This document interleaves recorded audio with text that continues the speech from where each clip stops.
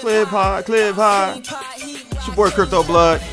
Welcome to another episode Off the Chain. Episode, I think, 45. What's good, everyone? We're gonna get started here in a second. Got Rice Crypto on tonight. And guess what? I got my soundboard locked and loaded, so you're gonna hear the gunshots tonight. We're gonna get started here in about 2 minutes. Stacking my coin, stacking my coin, stacking my coin, stacking my coin. Litecoin, Ethereum, cash, Bitcoin, Litecoin. Stacking my coin, stacking my coin, stacking my coin. Make sure you guys like and subscribe. Cash, Bitcoin, Litecoin, Ethereum. I'm old school, Beretta, eye on the sparrow. I told you, make moves, nigga, stack the dinero. Hands make the world go round, you better get some. I don't know about you, me, I'm a prince. I use the digital circuitry to circulate this currency. Move it with urgency, cause the strangers trying to murder me. Prefer I be in my grave while they out searching. Celebrating with my coins, niggas out here searching.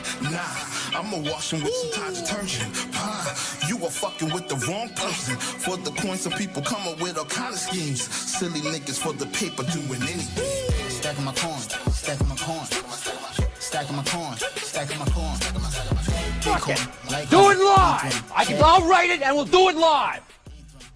Okay. Ready? Fucking thing sucks.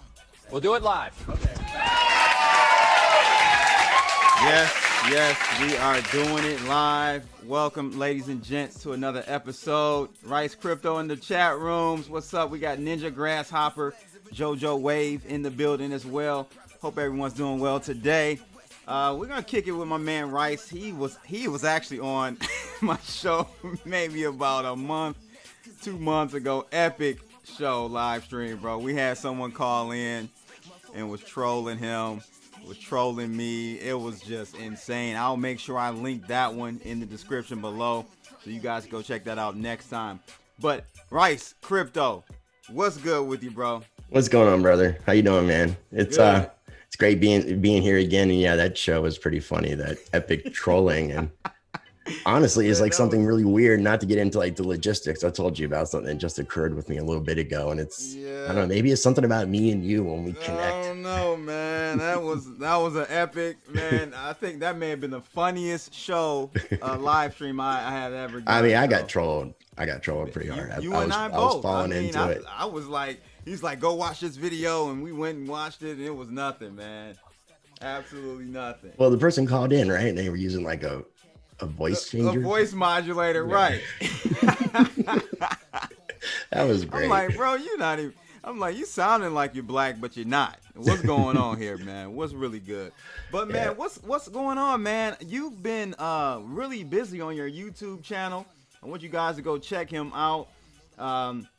You've been talking about some crazy different stuff lately, man. And I gotta ask you, like, what the hell is going on?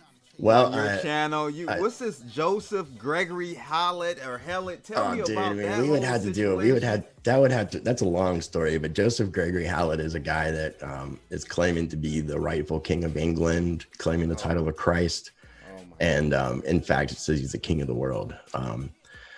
And as a journalist, I started. What I did was I started restructuring my channel about 3.5, 4 months ago, branching out. So I wasn't just doing the crypto and economics thing. And I started doing the show called Stranger Than Fiction, where I was covering things that were history related, conspiracy theory oriented, stuff that's not proven, just interesting things. And came across the Joseph Gregory Hallett situation, started covering that, and started realizing that the guy was bullshitting and lying pretty much about everything, and was exposing that charlatan, huh? Yeah, but it was a pretty deep story, very elaborate. And then I've just been recently putting a lot of focus and attention into learning about the law system, learning about the straw man system that some people may have heard about. And I've been trying to find out more information about that. So I'm actually at a point where freedom has just become like a really big, important topic. And with everything that's going on around the world, especially here in the United States, with all the civil unrest and all the politicizing and weaponizing all the politics, the elections coming up, and how the American people are being treated. And compared to what we started as a nation, I'm really trying to, me along with other people, are trying to wake people up so we can start assembling numbers, because, you know, when we the people take a stand, we can actually change the world and change these systems that we're not happy about. But it just takes a matter of us standing up. Charlie Ward, is that another charlatan, or is he someone you're kind of? I'm still trying to figure it out. His channel grew from like February to now, from like less than 1,000 subscribers to over 160,000. Charlie Ward? Yeah. Okay, now tell us about him. He's been covering. He was one of the main people to kind of really push the Joseph Gregory Howlett narrative to the world. Basically, he commissioned people he knew to go to England and film a documentary on the guy, and I was in cahoots with all those guys, like just kind of getting in their circle when they filmed a documentary. They were giving me and another guy permission to upload the documentaries to our channel. I was doing interviews with Charlie Ward and David Mahoney, who was doing the actual documentary. And once I started finding out the information I did, I was trying to let Charlie and Mahoney know so they could separate themselves and come out of this as cleanly as possible.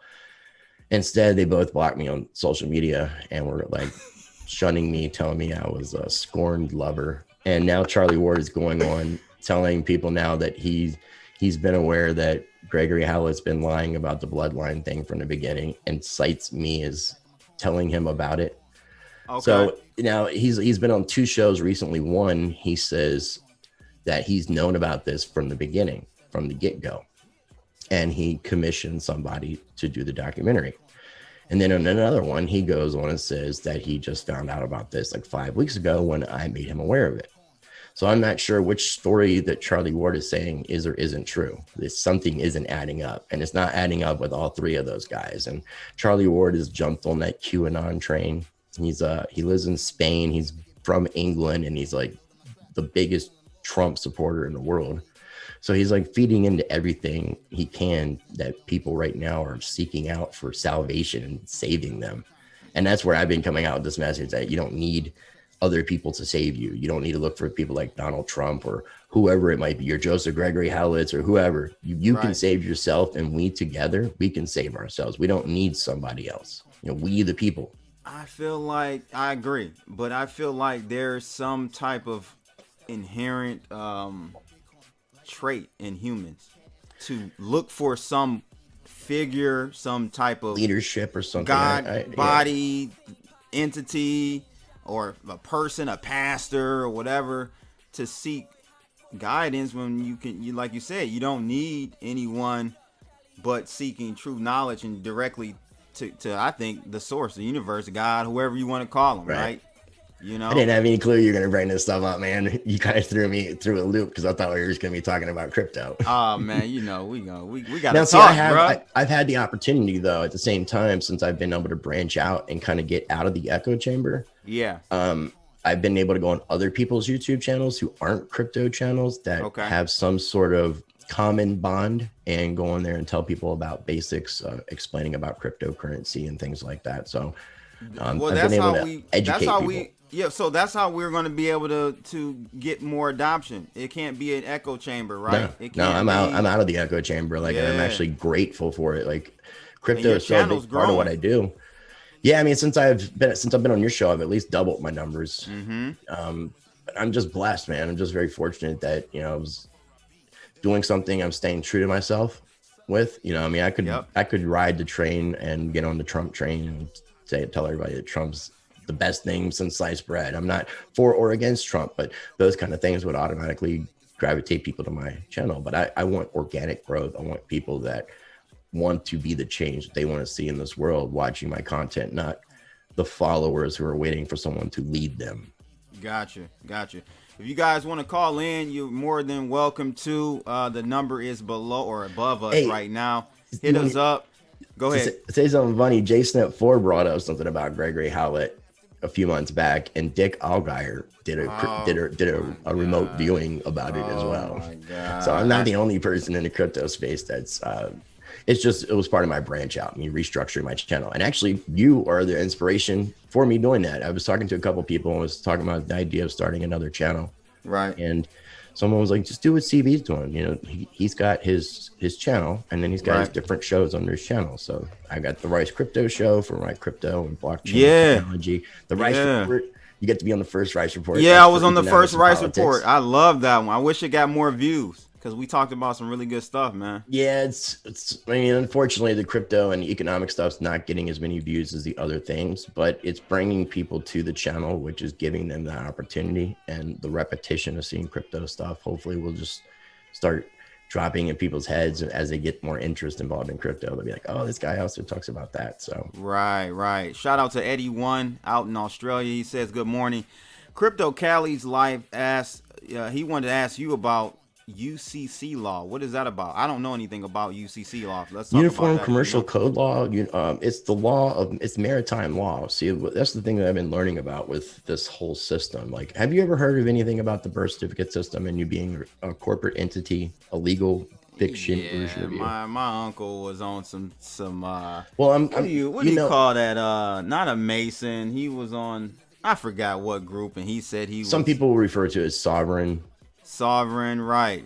But He was on the stuff that's not the verbiage you really want to use. The sovereign word isn't the correct type of verbiage you would use. But somehow what they've done. Oh, Moors. He considered himself a Moors. Yeah, it's a small group of the same, and they're doing the same thing. Yeah. Yeah. Now, okay, you're laughing about it, but there's truth to it. There really is truth to it, and I'm trying to work with other. Break it down to us, bro. Well, I don't know. I don't have all the answers. I don't. That's what I'm doing, is getting with like the thought leaders who are coming up with these different concepts and learning from them and figuring out what of their concepts works and what doesn't work. Because there's a lot of people who have been trying to do things like this. It's changing your status as a person in the U.S. Part of it would be renouncing your U.S. citizenship and becoming either a state national or a state citizen, is what some people like to refer to it as.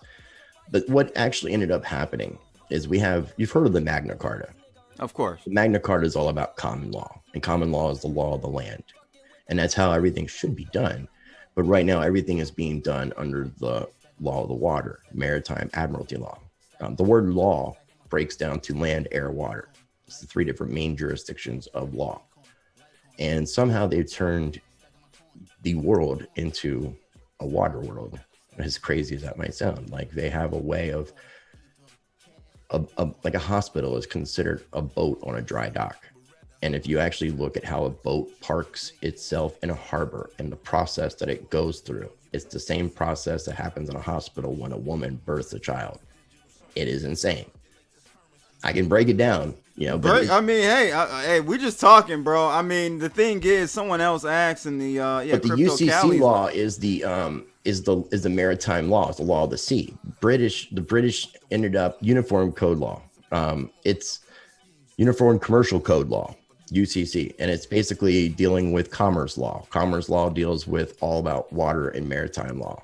Commerce. We are commerce. Our bodies are walking commerce. We are a corporation. That's why when we die, we're a corpse. All this is derived from the Latin. Like, that's why when you hear the terms, people say, mind your business, or it's none of your business, or it's because we are walking commerce. There's a really weird system that kind of goes on behind the scenes that people aren't privy to be aware of. And I know that might sound kind of crazy. What does this all mean, though? Like, how is this applicable in real life? Like, I've heard of all this stuff. And all this, print your name in caps and all, all that stuff. I've heard all that. Well, so, I mean, some people think that they're going to be able to get money from a creditor account. That's that's not the goal with any of this. If that was something that is possible, that would just be like icing on the cake.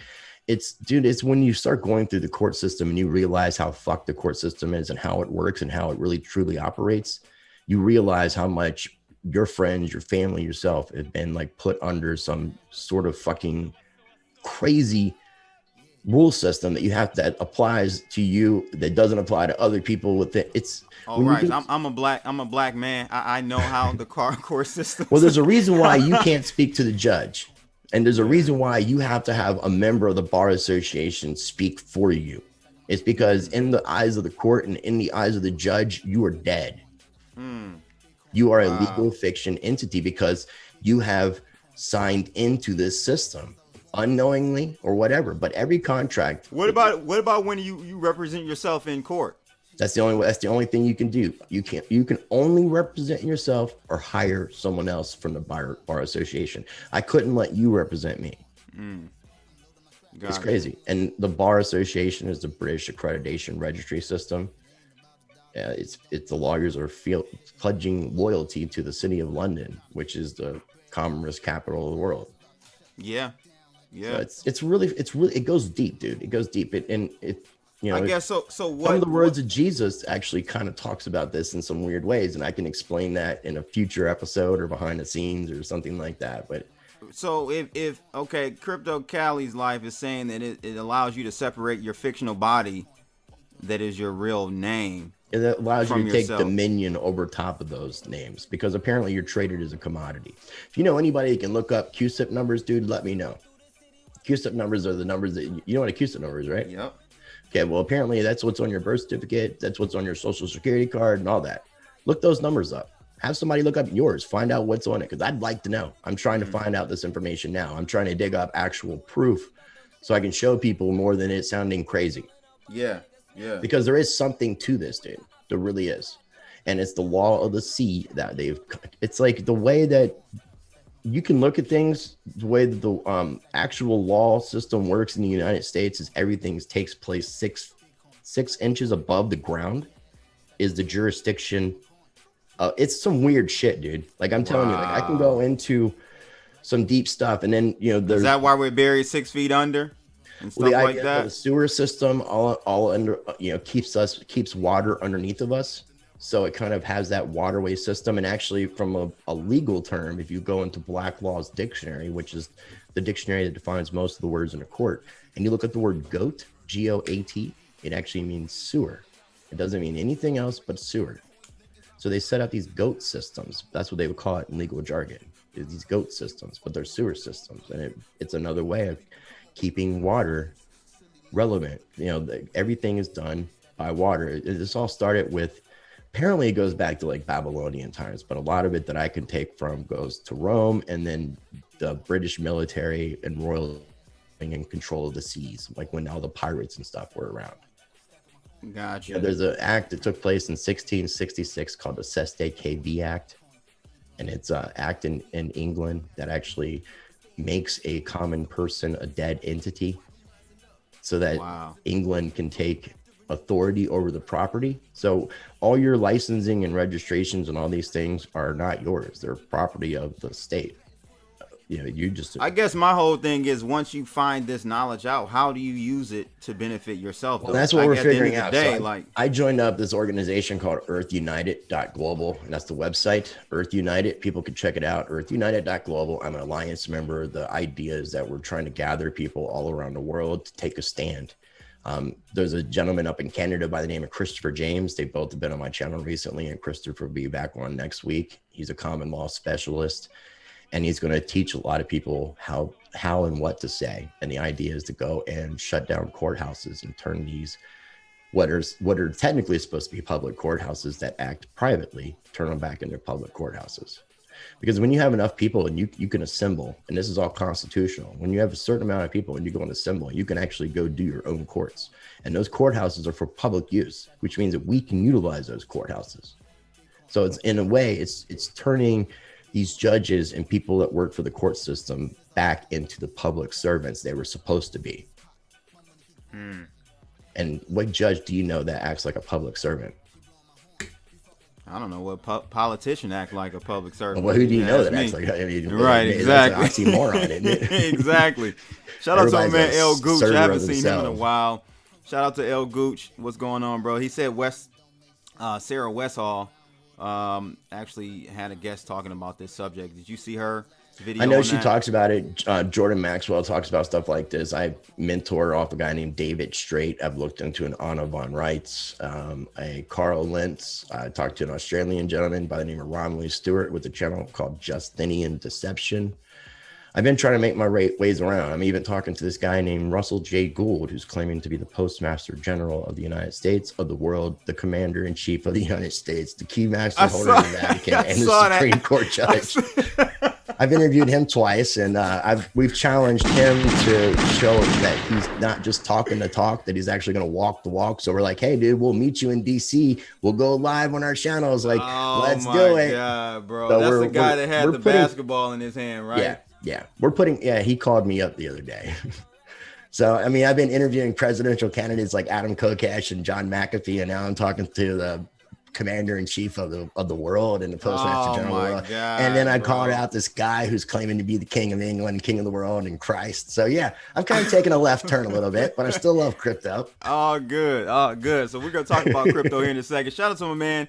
Got a couple of my paid members in here. Aircoins Lee, last piece to the puzzle, and I saw someone else in here as well. Shout out to everyone who's supporting the Crypto Blood channel, CBTV. Where you want to start, man? That was a pretty deep way to start the show. It is. I want to tell the dude, though, I think I didn't see the guy's name that mentioned the yellow flat fringes on the flag. Apparently, I saw that too. That is an Admiralty law thing. El Gooch said that. It's a symbolism of maritime law, and I think it might have something to do with also martial law. If we need to go into American history, it was Abraham Lincoln that actually put us in martial law, and that martial law has actually never been taken away. And a lot of people don't realize that. And it was like the 14th Amendment, which you should be very aware of. I mean, most African Americans are, because that's a thing that made everybody citizens of the United States. It made all free men and women citizens of the United States. So what it did is it freed the slavery system, and then it turned everybody into debt slaves. That's where that turn kind of happened. A lot of it was the 14th Amendment, in addition to other things like the Lieber Code and the Act of 1871. The Lieber Code and the Act of 1871 basically extended out the territories of Washington, D.C., the District of Columbia. And the United States as a whole, even though you have different states, it's still broken down into federal districts. So the United States itself is just one big, giant Washington, D.C. Does that make sense? It makes a whole lot of sense. We got to definitely, we're going to have to come on just solely. Yeah, because this takes a lot it's hard to summarize it without me sounding like a kook. No, I mean, I'm into that stuff, man. I try to keep my third eye open, and this is like one extra layer to it. Yeah. Shout out to my man Jay Detroiter. That's my guy, Big G. He said, "What am I smoking today?" I'm smoking the Partagas Havana Partagas. Hey, I think I'm in the clear, by the way. Series P. I think I'm in the clear. Okay. Yeah, for the moment. My landlord wanted to know why I didn't come down. Apparently there were some people outside, but I'll deal with that later. Yeah, we'll deal with that later. This guy Rice, boy. It's you. It's when we connect. It's the energy. Don't blame the black man. Don't blame the black man. It's the energy of CB and Rice. Don't blame the black man. You blaming the black man. There you go, bro. But no, let's see. Where you want to start, bro? Like we got COVID on the rise. We've got the U.S. banning. Let's talk about some COVID, man, because here's the thing. I love you, dude. I respect you. You know that. I'm not questioning. Oh, we got 10 pound in the house. Cool. I'm not questioning. Whether or not you and your wife and your daughter had COVID. I'm questioning like what you guys are actually sick with, because I haven't still met anybody else yet that I know of. And I know there's people that have gotten sick. I'm not denying that. But you're the only person I still have met that has a story that they can actually tell me that I can try to understand. And really, yeah, I'm not hearing it from. Where the hell you live in? Timbuktu? I live in North Carolina. I mean, apparently it's going on here too. And I'm not meeting. I went out to bars and stuff, hanging out and asking like, have you met anybody? And I'm not meeting people that know people, unless everybody's like, no, I don't have no COVID. And they just don't want people to think they've ever had it. But I'm not meeting anybody that. So it's weird, and that's very weird. I'm not getting it at this point. Yeah, at this juncture, you should have at least met someone. I'm thinking, yeah. I've heard. I mean, I heard somebody knows somebody who knows, but I haven't met anybody that knows. So, and hearing somebody that knows doesn't really work with me. So I'd like to. No, it shouldn't. And I'm not trying to dismiss it. I'm just curious, Was it COVID that people got sick with? Was there like other shit going on and they were just saying it's COVID? You know, like nah, I don't know. I mean, I know I had COVID in my family. It wasn't just me, my wife, and my daughter, my stepfather. And it seems bioengineered like a motherfucker. I ain't for sure, absolutely. So I mean, I know my wife works in the lab, so she's every day there's still new cases coming in. Oh, I didn't realize she was a lab specialist. Okay, so I thought she was just a nurse. So she's actually dealing with like the test results and seeing like what consists in the tests. Well, not just for COVID. She does for everything. All types of any like you have a kidney removed or a biopsy or whatever. She's dealing with those specimens all day. And so yeah, she's getting all types of cases every day. She has to go down to the morgue and. It's still very prevalent here in Michigan, Metro Detroit. The thing is, people aren't dying as much from it because now we have a better understanding of how to at least deal with it. How did everybody in your family end up doing? Like your father-in-law, everybody recovered pretty well? Everyone recovered. My stepfather, he was in the hospital for 3 weeks and 2 days though. Yeah, so he had it the worst. I was hoping he was okay. Yeah, out of anyone that I know a couple of people who passed from it. Not family, but colleagues and such. Yep, it's crazy. So yeah, I mean, it's interesting that you haven't come across it, man. Yeah, dude, it's like it's weird. Like if there wasn't a mandatory mask thing going on around here, you wouldn't even think that there was a pandemic or whatever. You wouldn't even think it like at all. And I can't. It's not like I live on a different. It's not that much of a difference. I still live in the United States, man. Like I'm in a big city. Yes. And I hear those cases here. Let's see what Tim Pound got to say about all of this, bro. What's going on, Tim Pound? What's going on, my dude? Crypto Blood. Hey, Rice Crypto. Nice to chat with both y'all. I think that this is a pandemic. This is serious. There were millions of cases. There are millions of cases still. There thousands of deaths. And I think that the government probably over-exaggerated. The lockdown wasn't necessary, all right? The lockdown definitely wasn't necessary. But when it comes down to it, at the end of the day, this is way more serious for the economy than it is about the death cycle, and the rate of spikes and whatnot. That's just my opinion. That's just my 2 cents. Oh, yeah, and by the way, I'm proposing that September 17th be an annual holiday now. We're going to call it Uni Day. Wait. Hey, 10 pound, did you lose like 1 pound or something? Because you look like you should be 9 pound right now. You look like you thinned out a little bit since I seen you. I've been eating good, bro. Uni with the food, dog. I've been eating good. Oh man, this guy wants us to rename this Uni Day. That is hilarious. Ken Bozak told me he sold like a third of three quarters of what he had. Like within 24 hours when it was I sold it all, bro. Like $4. Where'd you sell it at though?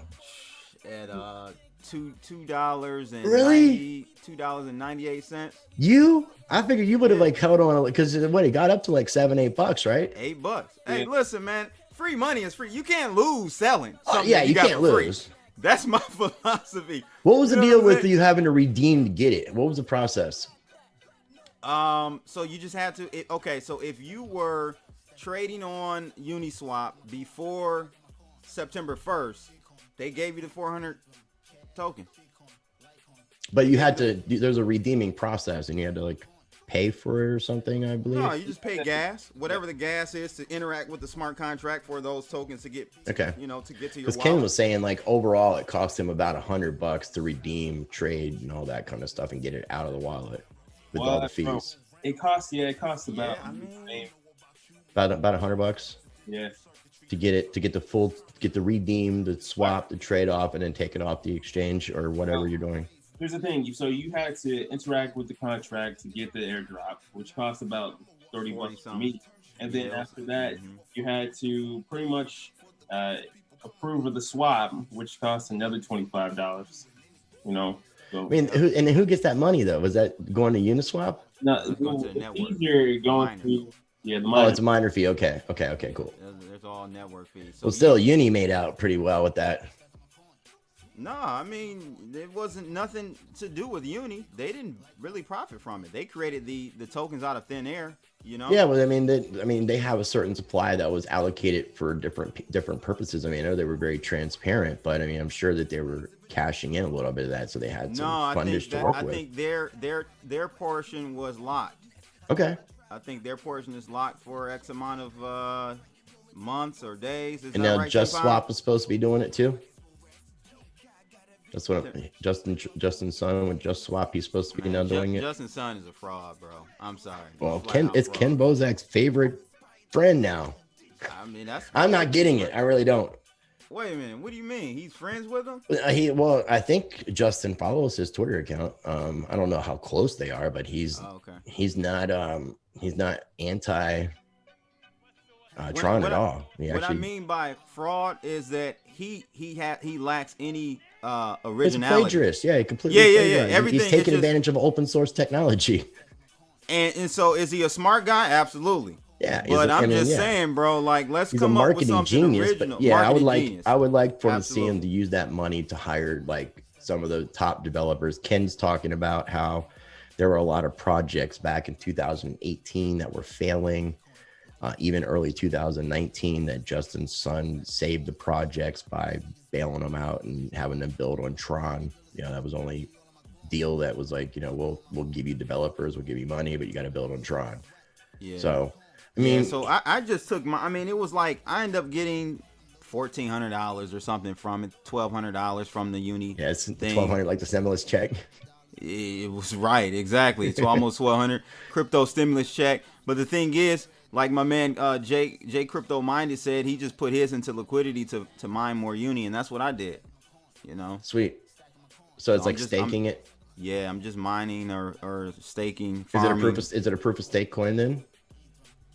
Uni? Yeah, it's okay. It's on Ethereum.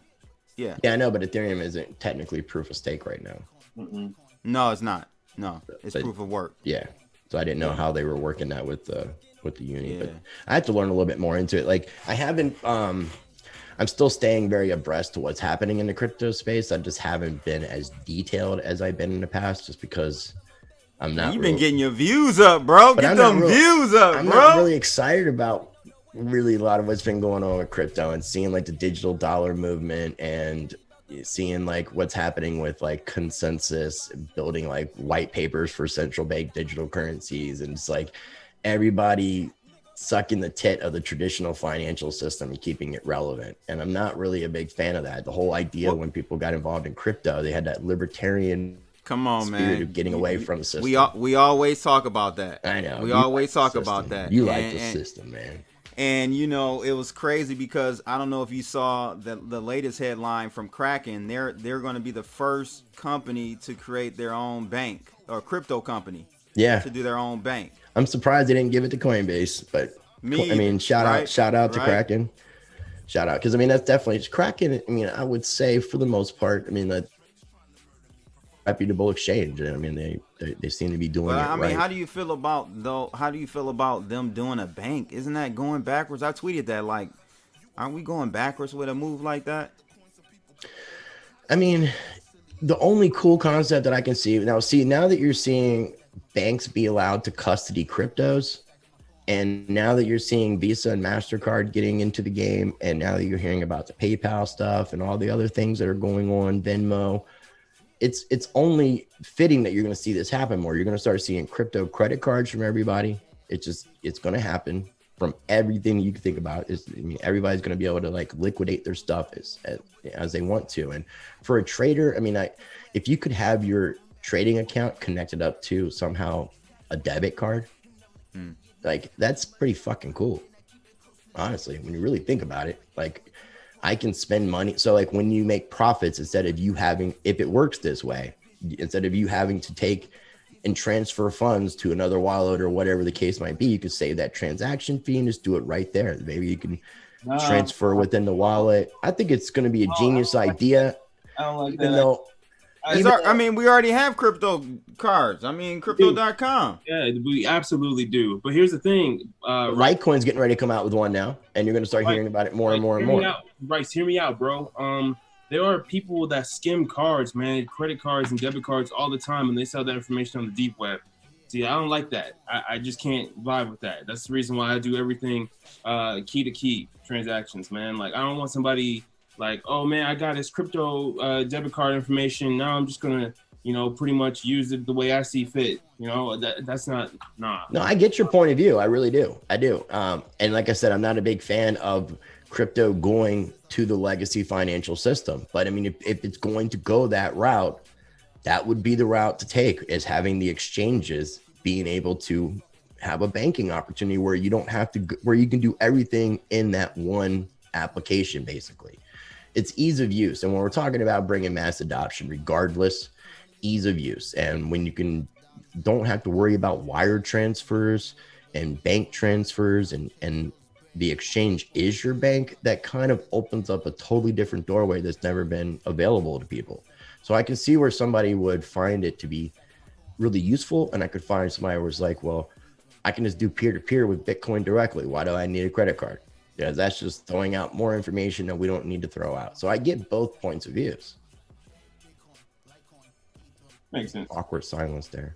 I know, right? I was waiting for 10 Pound to come with his rebuttal, but yeah, like it sound like you ethered him. He's making a good point. Like he understands my perspective, and he's got his opinion. And I prefer no banks. I prefer banks just die. Yeah, banks should die. That's it. No but more we're banks. not going that direction, though.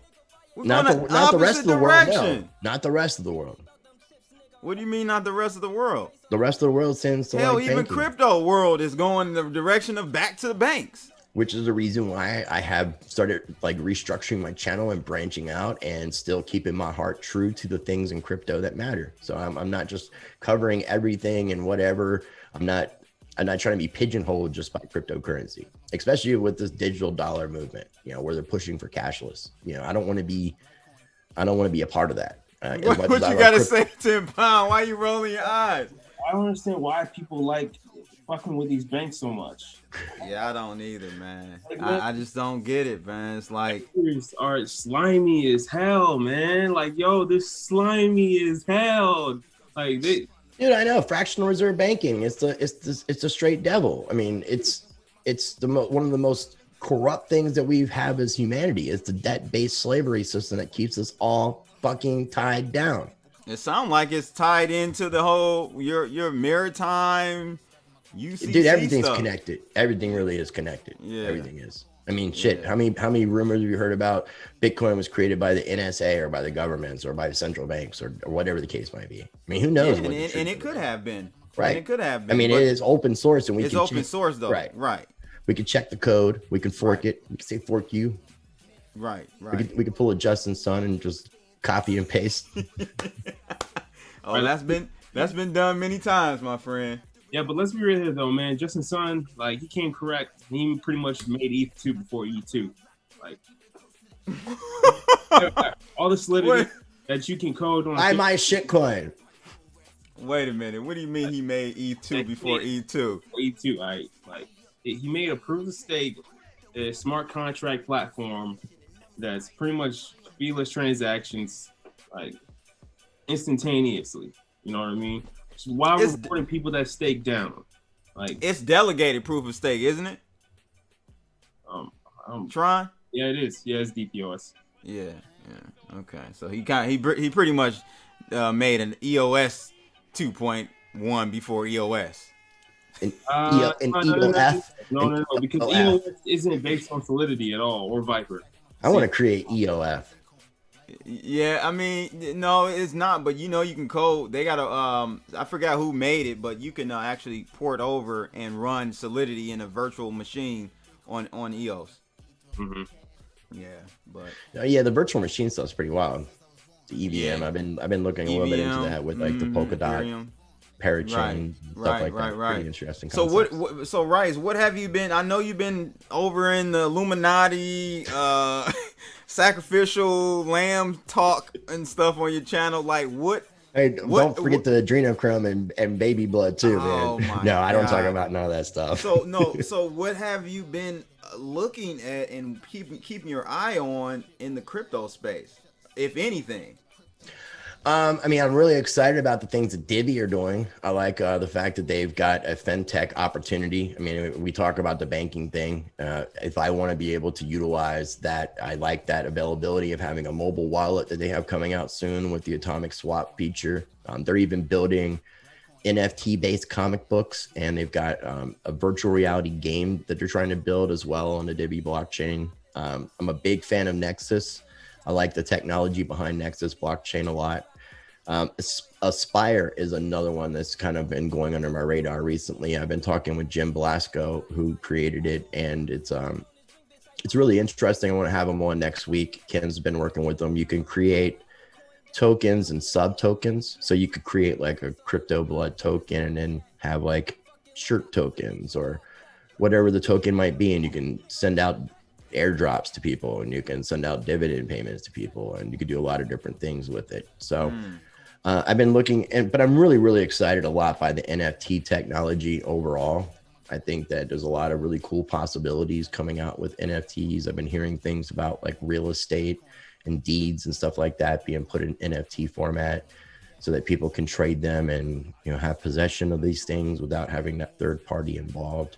So I'm really looking at the things that are going to help with the mass adoption. That's going to help bring people into crypto without realizing that they're actually dealing with crypto or anything blockchain related. So then I was going to say the digital dollar stuff, trying to pay a lot of attention to that and what's going on with the development of that, the ERC route, as far as like their security token, that ERC 1404. So, I mean, I've been looking at things like that, trying to make sure how things are trying to develop on a governmental side too. Okay, that makes sense, man. That makes sense. So yeah, I got someone. Jay Martin says, did anyone hear of a company putting 10 billion into Bitcoin today?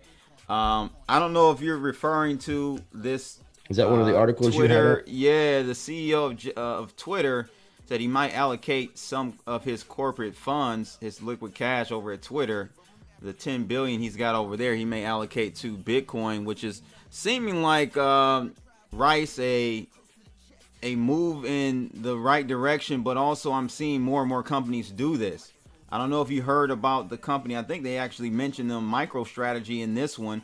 They've got $500 million in, I believe, or actually even more than that, close to $1 billion in Bitcoin right now. A lot of your traditional financial guys are doing that. Paul Tudor Jones, I mean, he's worth like something like $21 billion, and he put 1 to 2% of his wealth into Bitcoin, which is like several millions. Hundreds of millions.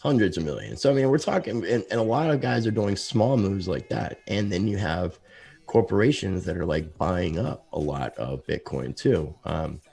What I'm interested with this is that they're talking about allocating some corporate.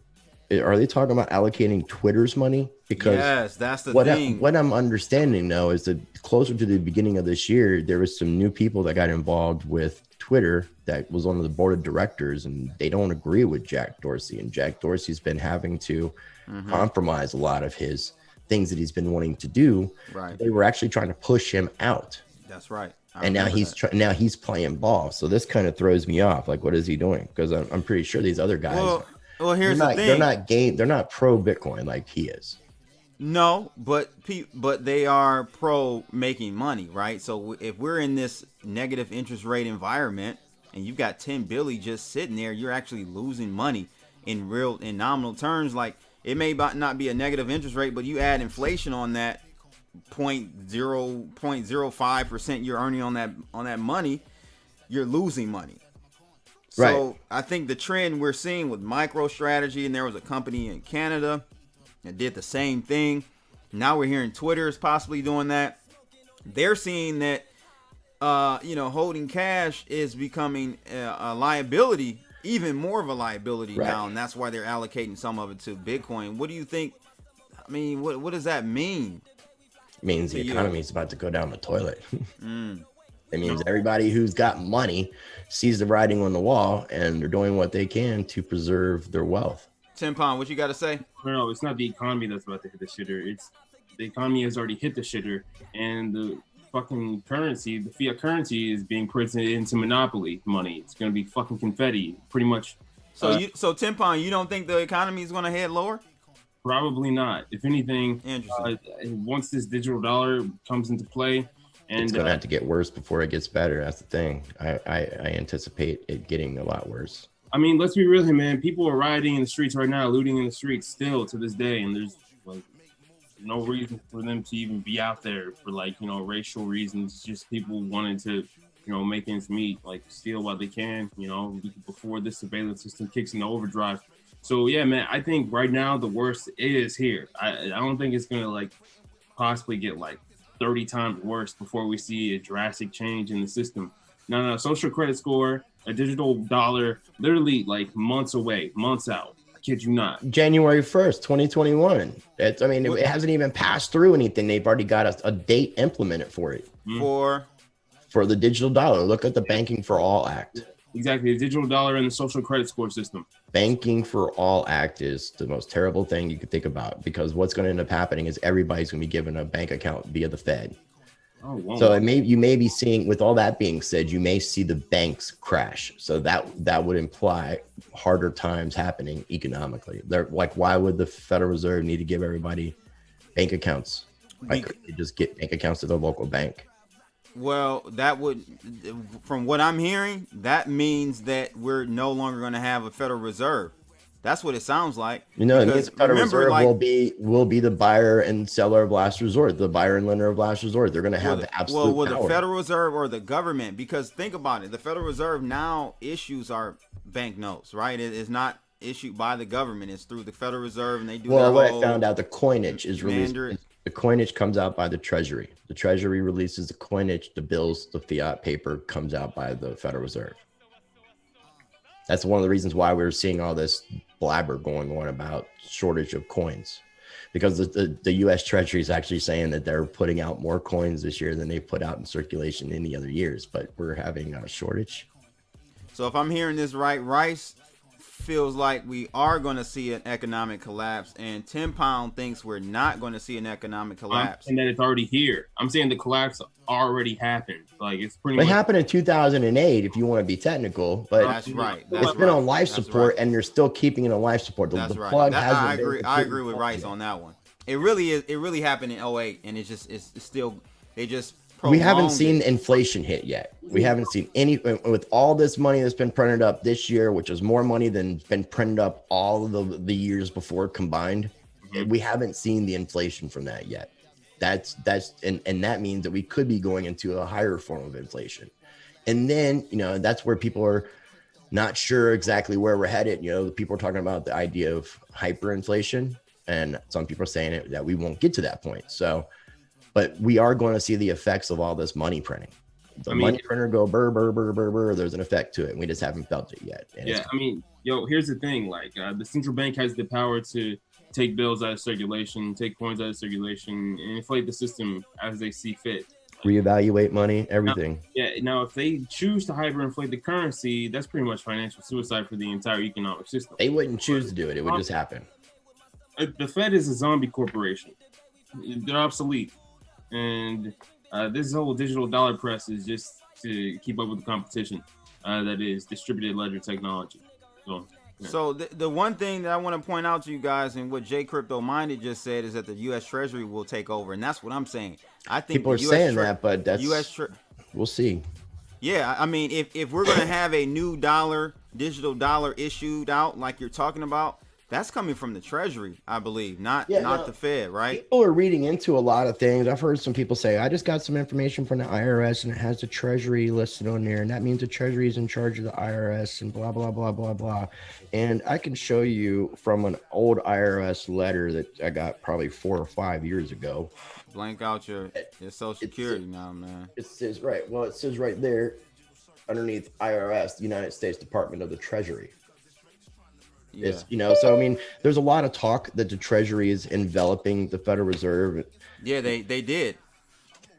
Well, I mean, then that would put Trump married them. Would be the chairman of the Fed.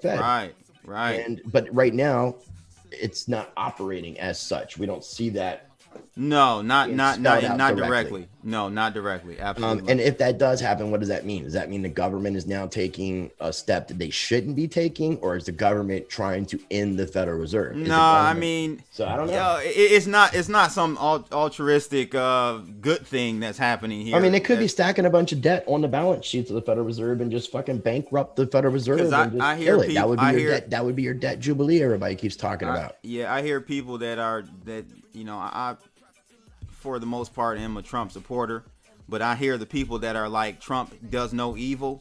Those people talk about he's eliminating the Federal Reserve and he's taking it back and all. No, he's not doing anything for middle class. He's not doing it for good. I don't think he's not for good. It's to keep his legacy straight and to keep the Ponzi scheme going.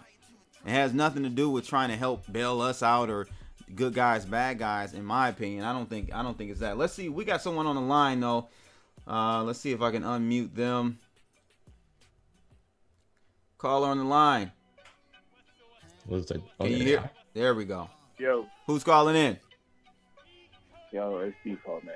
Default, what's going on? What's up, man? What's up with y'all? What's good? I just wanted to call in because I heard this blasphemy talking against Justin's son, man. I just had to call in real quick. Oh, my God. The great name. Are you a sun worshiper? Great man. The astrotheology over there? I'm messing with y'all, man. Man, Default, you lost me thousands of dollars messing around with Tron. I asked you, should I go, man, salmon, pearl, horrible, man. Got him. Got him. I need the got him meme. Thanks, Default. When I was shilling those coins, it was early. And I told you in the chat, I was getting out. Man. It was $30.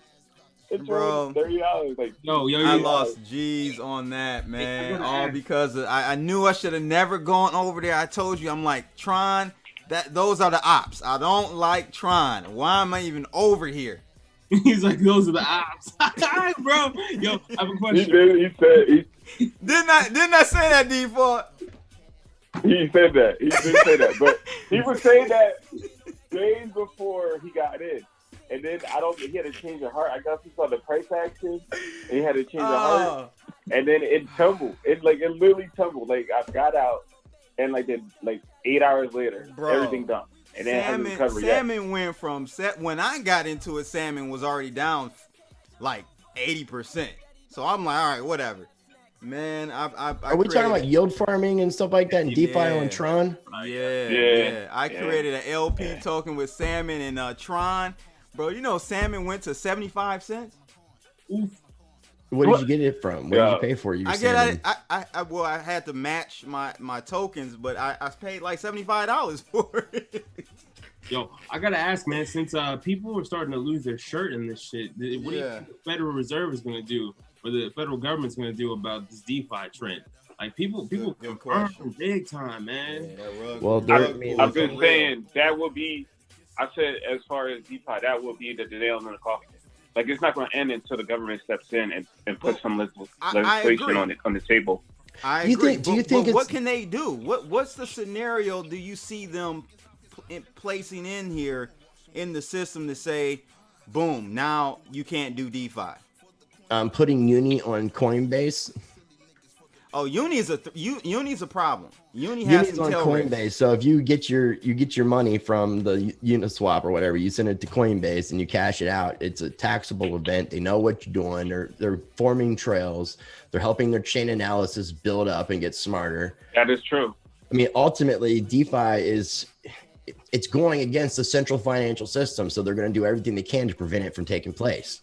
Period. Point blank. So now I will say seriously, like Uniswap, if it is in the direct line of the SEC or any other alphabet boy agency to come in and shut them down right away, dude. Everybody got they're centralized, unlike some of these other ones aren't so centralized, right? Pound? And now bro, I don't care. I'm never gonna stop using Uni. I'm never gonna stop. Them boys didn't give me a stimulus check.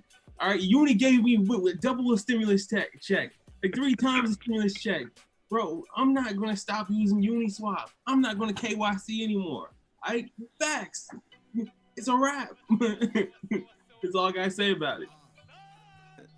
Default, what you got to say? I made a trade on Uniswap though, because I mean I had thought about it, but it was the fees that I was like, nah, I don't want to pay this high gas fee. And then I'm like, man, if I would have paid that one-time high gas fee, I could have made out like a bandit.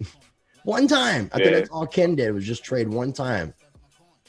Yeah, so I mean they'll find some way to tie like linking addresses to individuals, but that type of process, unless it's like completely automated, and they could like it would be just too expensive. So, but they'll try to they'll use the scare tactics, but they'll come in with some type of legislation where this even just coming out with the legislation, even talking about it, there's going to be a negative effect in the sector.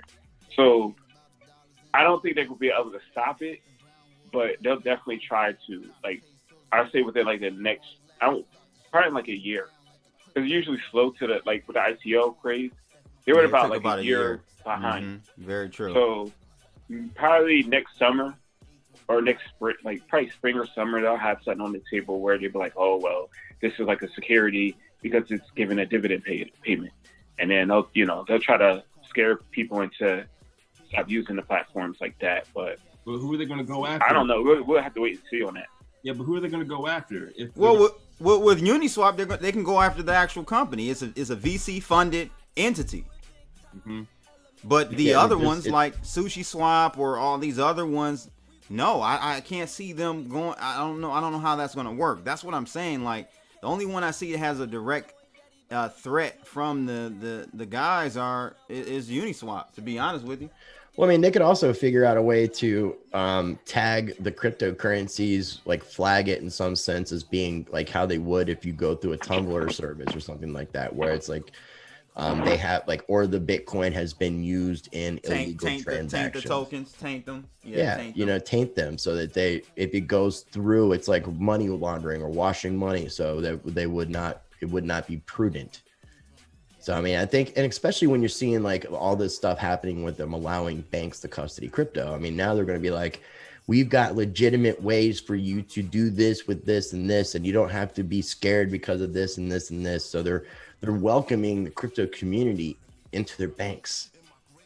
So they're, I don't see them as allowing for DeFi to be a successful thing. It's going to, as it grows, they're going to figure out ways to make it to where people aren't going to want to utilize these services. Interesting. Let's talk about this. Let's talk about this TikTok ban. This is legendary right here, man. I can't believe Trump came out and said no more WeChat or TikTok. What do you guys think? What do you think about this situation, man? It's supposed to go into effect tonight, I think, or today, sometime today for WeChat. TikTok is another situation. We'll get into so are they going to automatically uninstall it from your phone?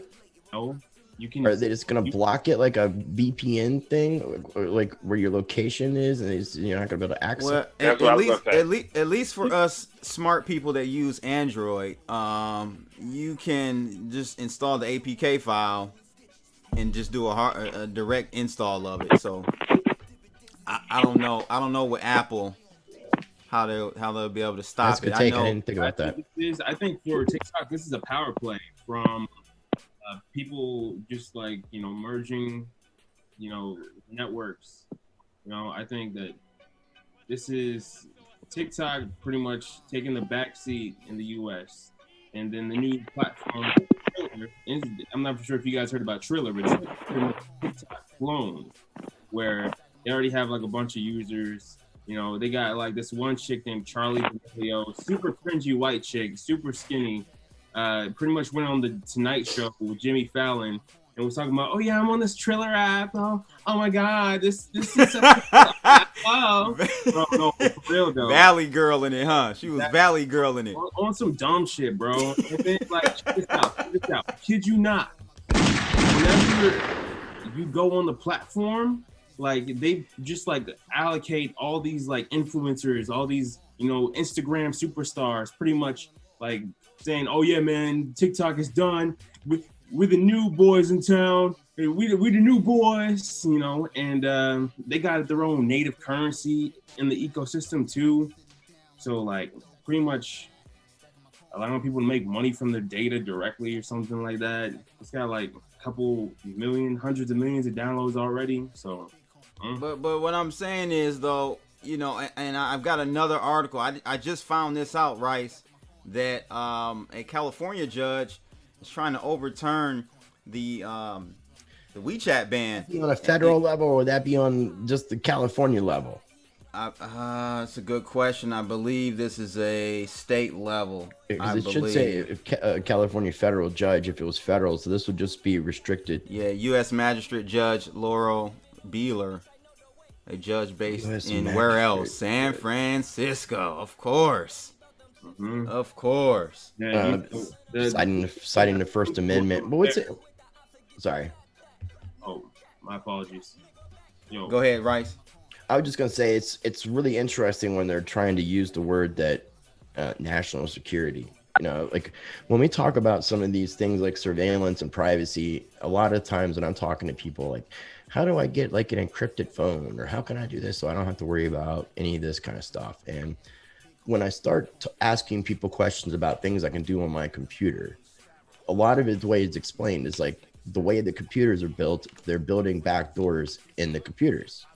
So it's in their ability at the hardware level. That's what I'm saying. At all the the way, hardware all the way level. down to the processor level. Yes. So they're, what's going on with that? Like, I don't know. Like, I'm not a computer expert to be able to say, but it sounds like they want to be able to have access to what we do, and that we're not allowed to have that privacy. So it's kind of interesting how the United States is kind of hypocritical in that aspect, but then they're saying what they're saying about China. Is China collecting information? Are they using this information, weaponizing it against us? Because that would make sense, you know, for a sense of national security. But I'd like to get a little bit more clarification as to what they think WeChat and TikTok and all these companies are actually doing with the information, aside from people just making stupid little videos. So, Tim Pound, what do you say about that? You're more on the tech side of things with the whole WeChat and TikTok thing. They are definitely gathering data. For sure. So NTD News has already done a story about how the CCP of China, you know, the Communist Party, is pretty much storing all this data, like all like phone calls, records, communications, and they're leveraging it to do blackmail and to target these people that are pretty much enemies to the state over there, you know, like doing death threats, doing a bunch of other crazy shit. So I think when it comes down to it, at the end of the day, I think some people are just trying to put the pieces of the puzzle together, and they're like not giving China the benefit of the doubt. I don't know, do you want to hear a crazy story? I was interviewing the creator of Skycoin, Synth, and he lives in China, and we were recording on Zoom. Apparently he was using a VPN, and in the middle of our Zoom, he got cut off and came back on and told me that what had happened was the Chinese authority called him up, because if you're on the internet, it's got to come back to you as a user. You can't just be anonymously using the internet on China. So they called him up and like, citizen, you know, he had to turn his VPN off and show what he was doing to reconnect the call on the internet. It was, and he even explains it in the interview. It was like halfway in the interview, it just kind of got cut off, and I ended up just splicing, you know, just kind of doing a little quick little edit and throwing in like a little technical difficulties thing. But I thought that was really strange, that I didn't know that that's how intense China was, that if I'm logged into my computer and the American government wants to make sure that I am the person using this computer, somehow it's got to tie back to my ID. And that's like the WeChat thing. The WeChat thing is like in China, basically, that's all you need. It's your ID, your wallet, your bank, your everything all in one, and your social media too. Yep. It's crazy. Oh, it's go ahead, Tim Pound. Well, I said it's just a perfect surveillance system. That's all I have to say about it. I mean, it is perfect surveillance system, but also, I mean, you know, we don't want China to be, you know, gathering data on us, right? So but we don't even want our own government doing it either, and they are. Yep. So it's like, what? The government's going to call China out for doing something they're doing because they don't want China doing it? I'm pretty sure we were doing it before China was doing it. So we're all guilty. It's like, but we're calling each other out on being guilty of something that everybody's guilty of. Everybody's collecting information on people. Everybody's weaponizing this information. And that's why everybody's printing money too, right? Remember how we were trying to go at China for manipulating their currency? Do you remember that, Rice? Yeah. That was like maybe about, it may have been like in 2011 or 12. China was poised to take over as the world reserve currency, and something happened. I don't know if Donald Trump was the wrench in that plan, but everything was pointing in that direction. With the Chinese yuan, with the BRICS nation banks, with everything that was going on, it just was pointing at unseating the U.S. dollar as the world reserve currency. And they were on their way until this COVID thing hit. So somebody threw a wrench in it. Go ahead, Default. Can I just say, man, with this all the surveillance and stuff like that, man, it's already too late, man. I used to work in cyber security. Man, y'all don't even understand, man. Anything you do, with it all takes capital. Like, if you want to track that person down, it takes capital. Whether you got Tor or whatever, they can find you, man. So I haven't said much about this TikTok stuff because it really, to me, it's more a distraction. Actually, for TikTok itself, the company, it gives them like great press. It makes them seem like they're honorable or whatever. I don't know, man. I don't even pay attention to it honestly because I don't use TikTok. But if you got a cell phone, it's all right. It's too late. If you are worried about who got this, everybody got your stuff. Like, it's just like when you have a conversation with somebody and then you go on one of these social media platforms and then you get an ad. Like, they listen. It's I was going to say that. Like, you can actually turn your phone off, turn your TV off, your smart TV and all that, and just have a conversation with somebody about things that you don't normally talk about. Like, I want to buy a lawnmower, a red lawnmower. I need a lawnmower. You just keep saying stuff like that, and then you go on the internet, and all of a sudden you see all these fucking ads for lawnmowers. It's like, why? It's because you're like, even your television, your smart device, it's somehow, I'm pretty sure that there's microphones listening in on your flat screen TVs.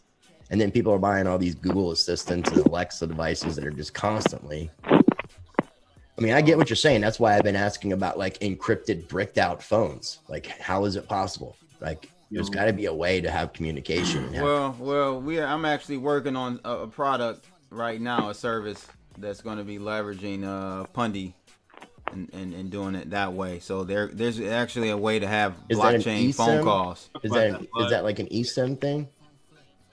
No. Okay, because that's what John McAfee was going to be doing with the Ghost Project, was an eSIM that was supposed to go. I don't know. I know you like your boy McAfee. He's fucking hilarious. Man. Did you see that last interview I did with him where he talked about time travel, aliens, Q? That was epic. Man, that guy is on some serious drugs, bro. Like, bro, have you seen that interview of this black kid pretty much like talking shit to McAfee? McAfee was threatening him as he got off the phone. He was like digging up all his old dirt. And, like, that's awesome. And some other shit. Like, that kid trolled him so hard, bro. Nah, McAfee is not in jail yet, Default. I mean, the fact that he's let me interview him 7 times, which is more than anybody else has done. He's recorded speeches for anarchy conferences for me for free. Mm-hmm. Like, it's weird that John McAfee has taken to me for whatever reason. I don't condone all of John McAfee's actions, but to be able to say that I'm friends with John McAfee it's kind of a cool thing to actually say, knowing everything about John McAfee, because he's like, I don't give a fuck. If John McAfee asked you to come out to his boat, would you go out there? I was trying. When I first interviewed him, he lived here in North Carolina on Hatteras Island. I remember. And he invited me to his house. And then why didn't you go? Because he ended up going to the Bahamas, and then he started going on I'm on the run from the U.S. government. Now, just so everybody knows, and I mean, it's not real. None of it's legit at all. Like, it's just a ruse. It's just a game. I've never actually said that before, but it's completely false. He's not wanted. He sold his house. How can you sell a house and not have your funds taken if you owe the IRS money? So John McAfee's not, but I like the fact that he's pretending and bringing awareness to taxation as theft. Yeah. Yo, honestly, bro, I think But it's all bullshit. It's all bullshit. I was wondering, like, it's no way this guy can run for the president of the United States, be POTUS, and he's old for tax evasion. And also here, I know people who know him. Okay, he does not do cocaine. He's not. He'll smoke weed every once in a while. He's definitely a drinker. But where people are thinking, like even me, like I've interviewed him and thought he was high as hell, like he's messing with his nose and it's all a joke. It's all a ruse. He's actually, from what I understand, one of the most intelligent people in the world. He does not think like a normal person. My friend said he saw in North Carolina. Wait. He's Justin's son's father. It's possible. Oh, it makes sense. It's possible. It all makes sense now. I agree with y'all, man. He gave Justin's son the blueprint. Illegitimate son. Yeah, probably. Yeah.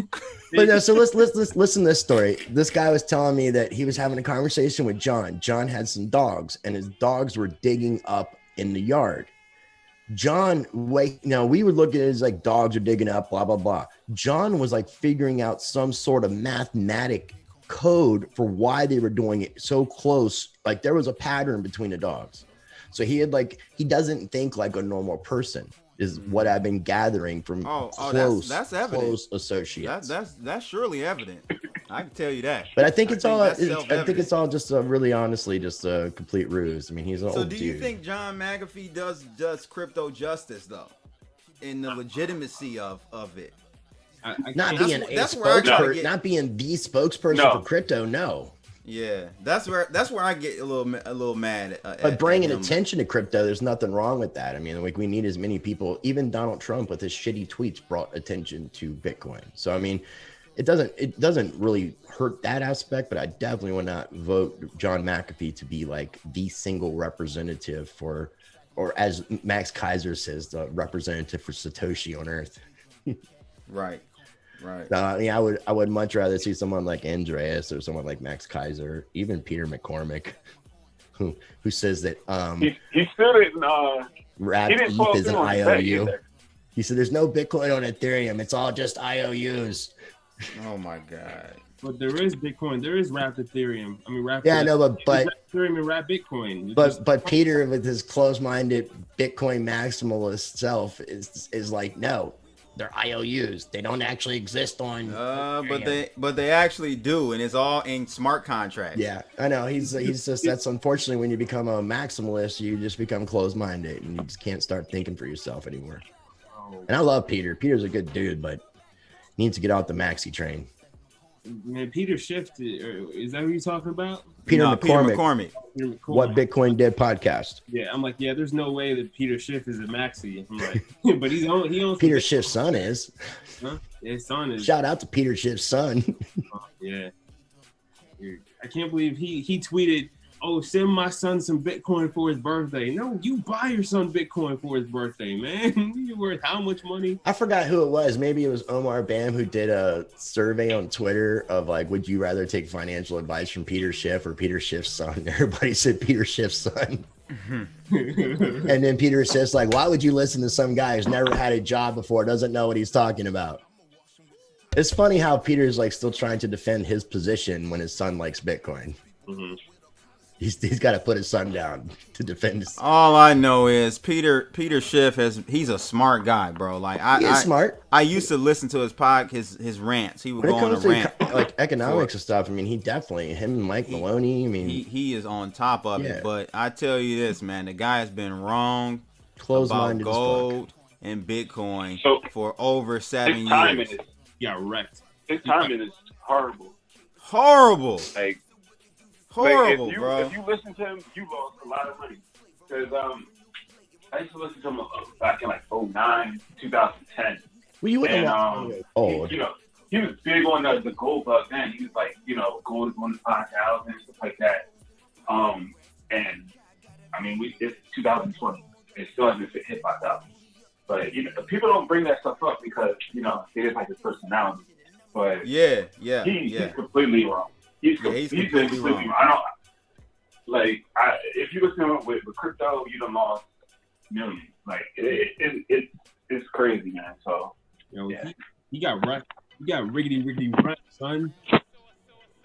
Yeah, he definitely got wrecked. So 10 Pound, I know you know the name is gold. Tell me, like, where do you think gold is going, bro? Like, I'm not a huge precious metals fan. I think people, you know, should have some, but I think we're ushering into a new era. Anything to have anything you can have outside the system, the banking system is good. But tell me a little bit more of your thoughts on where we're going with gold and silver. I think precious metals are due for a major run, honestly. Still, like, it's bouncing off of the 2000 top channel. Like, literally, it got rejected at 50, and then it just went back down to retrace 1,700, and now we're like crabbing between that range. So I'm expecting gold to go up as soon as the digital dollar hits. Like, once we go cashless, the price of gold is probably going to skyrocket. And you definitely can't get gold at all for that price at all that they're trading on, you know, the GLD paper indexes. It's not possible. You can pay a premium if you're going to buy gold or silver. So, like, it's because the physical places aren't letting the mom and pops, or aren't letting the paper derivatives contracts control the price at all. Because now they see what's happening. You know, you're seeing like a shortage happening with people being able to get gold and silver. You know, I actually recently partnered up with Money Metals Exchange for that reason. And I'm also going to be doing an interview with a guy who's got a company called Goldback. And it's they're out of Utah. You can look them up. They've got these physical bills that they've put together that have like 1/1000th of a ounce of gold. It's like $3 worth of gold in the bill, embedded in the bill. Oh, nice. Pretty fucking wild. So I got the like, company that makes it. I know a company that's producing the bills. So it's pretty interesting.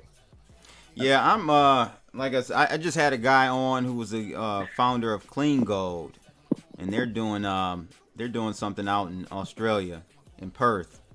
And is it like credit cards and paper contracts? No, basically? they're doing a tokenized version of the gold, and you're basically buying it at a steep discount. You really are getting it at a really steep discount, but that the funds are going to build out the actual gold mine. So they're like a startup gold mine. So they bought a gold mine and they're going to mine the gold itself. Yep. And then so that's cool. Yeah.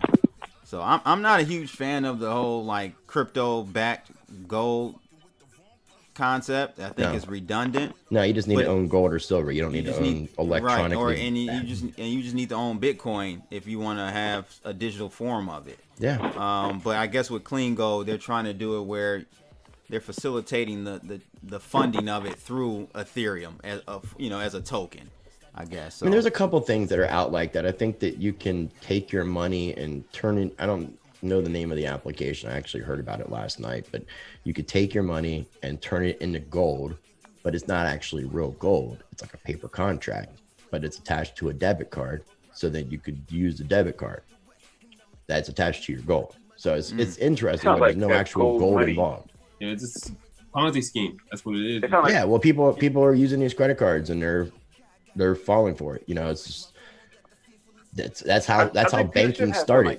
Like Peter Schiff has money gold or gold money or whatever. Yeah, he's got his thing too. Like that.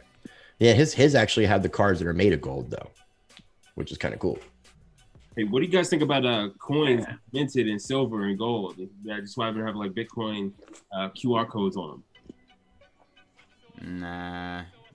You don't need it because it's adding extra value to something else. I mean, if you're gonna have like a coin, like a Cassius type coin or something like that, it doesn't need to be an expensive metal because then you're adding two different things together. Exactly. Now the value is just gonna be all over the place. Confusing as fuck. Because like, do you do it based off the gold price? Do you do it based off the Bitcoin price, or do you got to combine it? Do you got to find a medium? I think it's bougie. I think it's just like a personal wallet. It's like a paper wallet. It just so happens to be metal. That's what I think. It's bougie as hell. It's gonna be really cool when you see that. Sorry, go ahead. It's a failed attempt. To appeal to a certain niche. Right. They're trying to get the gold and silver people into the whole crypto space because there's so much capital in that space. But stuff like that. It just doesn't. It's not going to be appealing because, like you said, it's confusing, and it's not going to be enough people even who's going to buy into that. I just think, like we talked about this many times over. Like with the DeFi stuff, there was an incentive to buy these coins. You got a dividend, you got an interest, whatever. Like you just got to come up with a concept where it makes it, worth it for buying a coin. And I mean, gold and silver, they cool, whatever. But unless you got capital, you can't really get into those markets. Like you're not going to benefit a lot. And I mean, honestly, I think gold and silver go down to like $20, and I mean, silver's going to 20, and gold is going down to like $17.50. I don't see, like, y'all were talking about earlier how y'all see the economy collapsing again without any stimulus, because that's basically has fueled everything. Everything's gonna like tumble. So unless they start talking about stimulus, another stimulus, round of stimulus, man, it's over for this economy. I'm more agreeing with right now. Here's the thing. Yeah, I totally agree with you, but we all know they're not going to let it just go away. We're going to do another round of stimulus without a shadow of a doubt. Why? There's no incentive for them. They just gave a bunch of stimulus money again. Like there was some $600 and $300 payments and stuff that were going out. Okay. Oh yeah, I heard about those that. Those funds ran out though. Those funds are already done, and that's what I'm saying. Like if they don't, like this whole economy is like, I think like someone came out with Yelp where 60% of the businesses on there are permanently closed. Yeah, I don't know if you guys heard, and I'll try to find this video and that's what I'm saying about everything hasn't caught up yet. None of this shit has really caught up to us yet. Right. Hey, so I was watching a video where this guy, he got a lot of flack from I think some actor or something, but he's an economist type guy in New York, and he spelled out the whole thing on how New York City is done. Like New York City by itself is going to need its own stimulus bailout package, and he was running through the numbers and the stuff. It made so much sense, man. People are depending on the places that are open to work so they can provide them with an income so they can pay their bills. But then when the majority of businesses are closing up and nobody has a job, they can't pay their bills, and then it's just this cycle. And what he was saying is that you can't rent a U-Haul truck in New York City. Everyone is leaving. No, they're sold out. Yeah. It's just all you see are just trucks leaving the New York City area, and it makes sense because now people can work from home, and if I don't have to spend $3,500 for 1,000 square foot apartment or 500 square foot apartment, I can go work remotely somewhere else. You know what I'm saying? And so that's what he was saying. That was one of the things that's kind of causing New York to be in a very special situation. And come this fall, this winter, man, these restaurants that have still been around and were able to muster up enough strength to get through this period, what are they going to do when it's winter? Dude, because everyone's eating outside right now. Out here where I live, they opened up business for certain degrees for certain things. So if you were a restaurant that had a bar, they would allow you to open up because you served food. So they weren't allowing bars that didn't serve food to open up. And then they started opening up different parts of the state, and everything seems to be going as normal. Then all these bars that didn't have restaurants all start trying to open back up, and they all got shut down. And all these people are trying to actually sue the governor of North Carolina for shutting down these businesses, putting them in failure when they're like, why? You're letting these other businesses, just because they have food, like they can open up, but we can't because we don't have food. When I can go to the bar that has food and not eat any food and just go there and drink. So they're not even requiring me to eat the food. So it's like, it's hurting a lot of people's businesses. And I don't even understand why they're doing it. It doesn't make sense. I'm like, I hear the whole idea of trying to get rid of the middle class. Are they trying to get everybody to be like, are they really trying to push socialism and get everybody to be completely dependent on the system? See, that's the thing. I don't think they're purposely trying to get rid of the middle class, because the middle class is what made the rich the rich. I just think that the failure of capitalism is getting rid of the middle class. It's not on purpose per se. Is it a failure of capitalism, or is it limitations on the capitalism that's made it be a failure? I think it's a failure of capitalism, man. Every system, every economic system has its start date and end date, and capitalism won't be any different, man. It won't be. It won't be any different. Yeah. Capitalism won't last forever, and we're seeing it crumble now. It's dying. It's dying. I'll call it ending. I call it the end game when it first started popping off with it. And I think a lot of people don't realize, with shutting down these businesses down, how much it hurts the state. It hurts their, those state taxes that they're not collecting. They got bonds to, they got to pay. Right. So I really think there's a humongous leg coming down in the economy. And I think there's nothing you really can do except maybe, keep printing money and trying to mask it and trying to, come up with excuses of why everything is so bad. Because, honestly, it's over, man. I think it's a matter of months before people finally realize, these businesses aren't coming back, and the economy is this. I don't think New York. Yeah, I don't think it's over. I don't think capitalism is over in the next few months. I think it's going to take another decade or so, but it doesn't happen overnight because it's such a. I would disagree simply because of the social unrest. You got people still, there's some people going out and stuff like that, but there's still people, still quarantined, and people can't work. And then if they especially they don't pass any stimulus, and then all those mandates for for foreclosure and for keeping people out of their apartments goes away. This shit can unravel as fast as I don't think people realize. People are starting to be evicted from their homes and their apartments now. I mean, it's starting to happen. Here's the real scoop, though, Crypto Blood. What you said about how it might take a whole another decade. If these banksters are allowing these zombie corporations to keep running shiesty operations, pretty much, for example, Delta Airlines, American Airlines, all these other airline companies that got a bailout, right? They're now selling tickets to nowhere for the planes to take off, go nowhere, fly around and land. And these tickets are selling out. What the fuck? Get your tickets. That's what I'm saying. It's not. That's what I'm saying. What default is saying is It can't happen that quickly, man. It's gonna, because they're gonna continue to inject money. So what's gonna happen is it's gonna get to a point where when the UBI starts getting kicked in, when you start seeing Uniswap drops in real life, when the Federal Reserve starts saying, all right, everyone gets $5,000. And it's coming. I'm telling you, it's coming. That's when you're going to start to see the end and the transition into something new. What it is, I don't know. I don't know if it's going to be socialism, whatever you want to call it. But this what we call capitalism.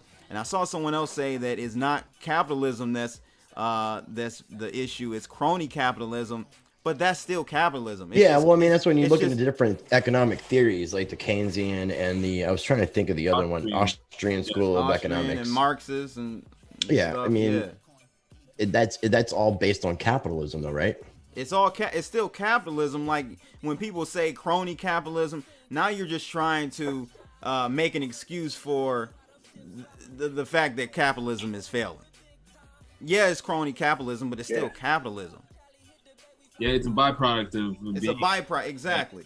Exactly. Let's get this other caller. Default, thanks for calling in, man. I appreciate it. All right, man. All righty. So let's get this other caller here, guys, and then we'll wrap up. I know Rice got to get out of here. Yeah, I do have to get out of here pretty soon. I caller apologize. on the line. Make sure you unmute yourself so we can have a chat. How you doing today? Hello? Yeah. Is this LJ? Hey, this is LJ. Man. How you doing, man? Long time no here. Yeah, long time, man. Good to, I know you keep doing your thing, man. So, I keep popping in every now and then to check you out. Seeing y'all chopping it up today. Yeah, how you doing, man? What's the word? I haven't heard from you in a minute. How's things going? Oh, man, I'm doing good, man. Just staying above the COVID fray, man. I've been checking out nature, man. Since society is tripping on us hanging out with each other, I decided to to go into nature, man. Go into the mountains and do my thing there, man. So I Growing know some food? you in California, IA, right? Yeah, I'm in LA. I'm in LA County. All right, so you out there now? You You didn't start these brush fires out there in the nature now, did you? Nah. Our area we kind of missed the brush fires for the most part, but it has been a lot of smoke and a lot of haze and that type of stuff. That's a but good where reason we're to at, have a it's mask, not right? if for anything. To some degree, but I would put it like this: I got so burned out on the mask prior to the fires, that I kind of go places where masks ain't necessarily required. Where's that? Interesting. Where's that? Where a mask not required? Because everywhere I keep hearing. Well, I would say this: there's a few spots. Like matter of fact, okay, I'll give you a good example. Like my local hydroponics store. You know what I'm saying? When I go get my garden and stuff, I've been doing a lot of indoor gardening since the COVID, doing a lot of growing a lot of foods indoors in the garage and all that. So I mean, you go to spots like that. I walk in, they not tripping. They're not tripping. So there's a few places, where people ain't all mass Nazis. Or like I say, I go off into nature, man. LA County has a whole lot of wilderness areas on the outskirts, and a lot of that stuff, most native, LAans ain't really explored it, So I've been hitting corn. Matter of fact, I just ordered an electric mountain bike, So I'm got to switch up, man, until everybody figures out what they want to do, because it's like this, we're bugging out. We're a communal. Am I? I'm going out. You're bugging out. That's what we would call it. Bugging out. Oh, okay. Yeah. Bugging out. Yeah. We're humans are communal people, man. So, you got us doing stuff that's not really natural, man. And so, you got people now, they staying a distance and people not being as social. And, so like I said, I just chose to, until society figures it out, man, rather than me sitting up in my house, i.e. the cave, I'm finna head out into the mountains and the woods, man, and enjoy nature, man. Rise above the COVID fray, until people figure it out, man. And at the same token, I look at it like this as well, man. One of the lessons that we should have learned from all of this, whether it's true or not true, or it's worse or it's not as worse, is the first lesson should have been get your own immune system up. I'm not waiting on somebody they weren't to come talking with about some vitamin serum. C. They weren't talking about vitamin C. They weren't talking about immunity things. They weren't telling people to do none of that. Not psilocybin, but nutrition. Yeah, nutrition. Healthy. And there's also a thing about getting around each other that we build immunities off of different things that happen by being around each other. So human interaction is a very important thing. And then also the masks. Like, did you realize how much communication that you actually make with your facial expressions that you cannot make now because of wearing a mask in public? Like if you're smiling at somebody, do they know that you're even smiling at them? It's like killing. We're just changing the whole individuals. There you go. The whole natural interaction of human beings. This is the same thing with texting. Look at all the youngsters who now, their relationships are based on text. We've already complained about the ramifications of that societal wise. So now we bumped it up to a whole nother level, So, until everybody figures it out, man, I've gone into nature, man, and I'm strengthening my immune system up. I've changed significantly, how I eat. Like I said, I've been growing vegetables, You sound very smart because, if any of this stuff has taught us anything, it's just the idea that we need to individually be more self-reliant, that not depend on the things that we depend on. Like it used to be people when they wanted to eat, they would go out and kill something. Now we go to grocery. Mm-hmm. Now we're dependent on grocery stores. Nobody knows how to go out and kill and skin and cook something up properly and feed yourself self-sufficiently. We can even go simpler than that. 20, 30 years ago, the average person had a home garden. I think it was 60, 70% had home gardens. Now, people know now how to you can garden. walk down. Even now, you walk down the street. And you can walk in anybody's backyard, and the odds are you're not going to even see even a small patch. You know. So Crazy. I mean, when we can even look at it from that perspective, you know, that's why I say I turned my garage into an indoor. I went and bought lights and the whole nine, man. You know, doing the microgreens and like when COVID first Pardon started me? out and stuff, weren't they trying to Oh, actually yeah. ban the selling of seeds, like seeds that would allow yeah. you to grow Yeah, food? they did What that. the hell is Yeah, up with yeah, that? Why yeah, would you yeah, ban yeah. something that allows you to be self-sufficient? It's good. Yep. Maybe they don't want you to be. Yeah, and I don't. I mean, and nobody's looking at that to say, wait a minute, that's your response is to deny me seeds? You know, then I have to look and say, well, what does that lead to? You know, what are you saying? You know, I stocked up on seeds as well, man. Yeah, What it's saying is we got Uber Eats open and we want you to get that McDonald's and we want you to get fat and we're going to close the gyms down so you can't exercise. And we know obesity is one of the leading causes. That's the capitalistic machine. You see what I'm Well, saying? well, I don't doubt that, but you know what I believe? I believe capitalism could exist. Imagine if we spent that much effort into making our populace more healthier, to live longer, to be smarter, so that I could use their brain power and their physical power to create more, to make more money, as opposed to saying, you know what, I'm going to produce everything that I know will cause your demise so that you can be dependent upon me having a solution, i.e. medication. You sound like to fix that ailment. No, but but LJ, no, I think it's the other way around. So with capitalism, if I'm an entity, I make let's say a hamburger, right? You take McDonald's. When they first started, they used real beef, they used real cheese. But what happened again? The corruption of capitalism. Over time, you have to widen those margins. Don't use 100% you have to make beef. more money. You have to extract more money from the people. That's when they start going to fake cheese, fake meat, because they have to extract more value from the masses. But that's like saying that I believe that a healthy population, I can't squeeze more capital out of a healthy population than I can out of a sick population.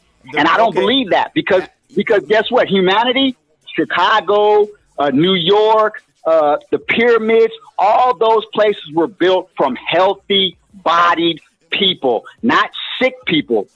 The people that we have exist today could not build what we're standing and utilizing present day. Yeah, but the thing I would say about that, LJ, is that you're right. A healthier population would yield you more money, but unfortunately, again, going back to capitalism or even crony unfortunately capitalism. Listen, you know, like my man said, Jay Martin said, crony capitalism.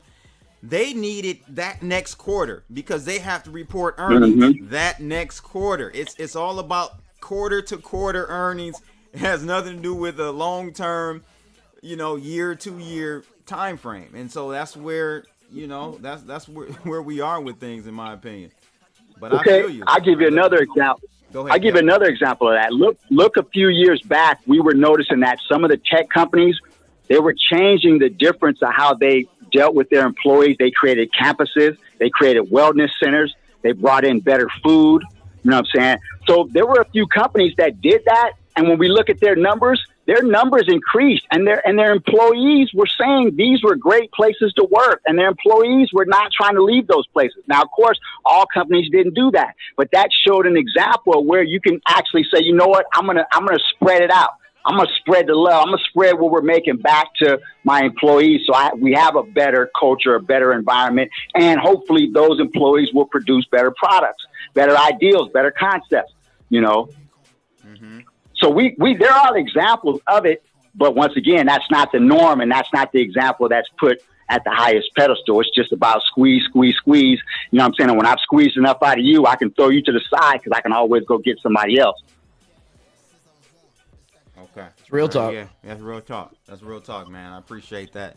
As always, LJ, appreciate the feedback and the. Hey, can I say? I want to say one other thing though, man. Absolutely. About about where we're going right now, man. I'm really looking at, you know, all the turn of events, the feds and the UI and all of this stuff. And it's obvious that they're pushing us in that direction. I think the one benefit that we have as crypto folks is we're ahead of the curve and we understand Bitcoin, because in each cycle, we get all these different technologies, these different ideals and concepts, and some of them come to fruition. Many of them don't. We put our money in. Some people get rich. Some people don't, you know, but the common denominator after all the smoke clears, it's still BTC. And when I look at MicroStrategy and the things that he just did, and I look at that possibly being a catalyst for other corporations to figure out where we're gonna park our capital. I see us going in that direction, the digital currency and so forth. But I also see for us that are in the know, Bitcoin being that safe haven and not getting trapped up into that legacy system that they're going to hand off to us, which everybody else is going to accept hook, line, and sinker, you know? Yeah.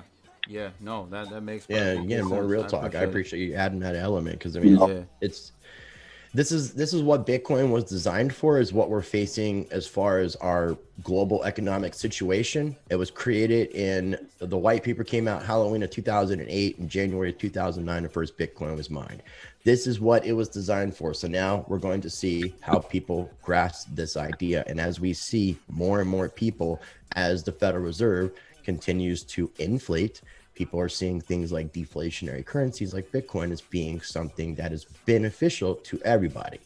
You know, so it's a beautiful thing to see how the Federal Reserve and everything that's going on, as bad as it might appear to be with what's going on, ultimately are giving the best example of everything that decentralized cryptocurrencies, especially something like Bitcoin, are not. Yep. Yeah, absolutely. LJ, always a pleasure, man. Thanks for calling in tonight. Oh, man, no problem, man. Y'all have a great evening, man. You too. You too. All right. So, yeah, man, that's great, man. As always, Rice, great speaking with you. Where can people check you out? I know you got to run today.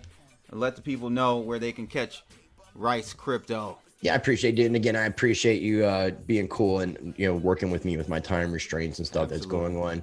But yeah, you can pretty much find me everywhere on social media at Rice Crypto. And my YouTube channel is Rice Crypto. As you see, I definitely encourage people to check out my videos, explore my channel.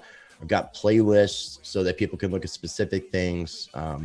I am covering a lot of information, and if what I said at the beginning of this video, talking about the things that I'm involved in as far as like freedom and liberty and the things that I'm trying to learn and expose and kind of build numbers with other people, if these things interest you, definitely reach out, definitely check those videos out, because the time is now for us to start standing together and for us to actually take a stand against all this corruption, all this greed that's going on between the governments and the central bank systems. When enough people take a stand, you know, because everybody is bitching and complaining about things that they don't like in this world. They're scared about vaccinations. Some people are scared about 5G. Some people are concerned about child pedophiles and all this. But if we would all just unite and just stand up, when enough people take a stand, nothing can stand against the people, and we can actually bring about the changes that need to take place in this world and get things back to a level playing field where everybody is created equally. Because right now we're not equal. Yeah, it's time to get things back how they were supposed to be. No individual is more special than any other individual. We all share the same common right, and we need to respect that of one another. That's why I do the practice change thing about just trying to be the change that I want to see in this world, which really breaks down to the golden rule, the simple idea of treating people how you want to be treated. Yeah, I hear that, man. That's a great way to end it.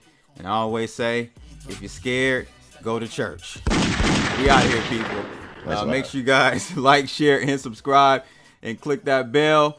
Another episode in the bag. We out of here. Holla.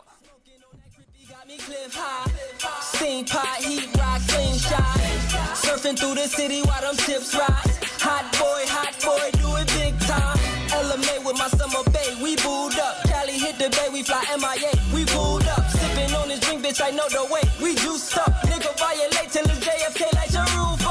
Coin daddy bout them chips, nigga, rap snacks.